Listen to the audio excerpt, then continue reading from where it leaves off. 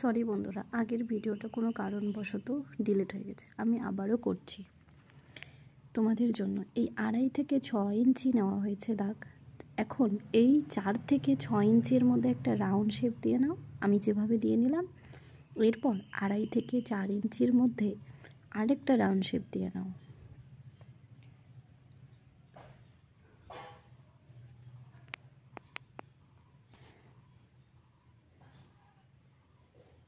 এরপর এই 2.5 ইঞ্চির উপর থেকে একটা এস এর মতো করে দাও।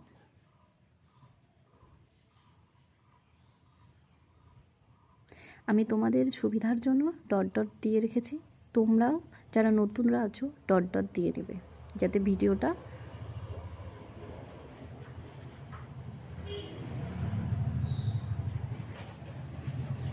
এস চিহ্নটা আমার হয়ে গেছে।